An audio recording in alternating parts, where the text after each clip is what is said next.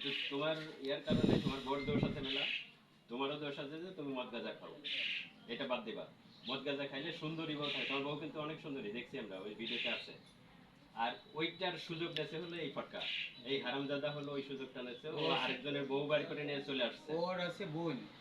বোন পাতার পাতার আপন বলতে পার না, চাচাতো বোন না, কোনো রক্তের কোনো কানেকশনই নাই। ও তোমার বন্ধু, না, আমার কুটুম দুলাভাই বলে দেখতো। তোমাকে দুলাভাই বলে ডাকতো।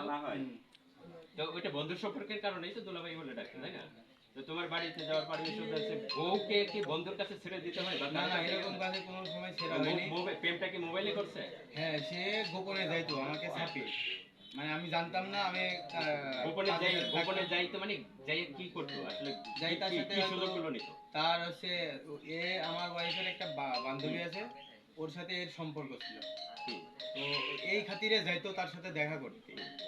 যার পরে তার সাথে মানে হয়তো ব্রেকআপ হয়ে গেছে, হওয়ার পরে সে পরবর্তীতে মানে ওই প্রলোভনটা দেখিয়ে সে টাকা পয়সা হয়তো যাই খরচ করেছে না করেছে সেটা আমার ওয়াইফের পরে এরা করেছে, করার পরে সে নিয়ে আসছে।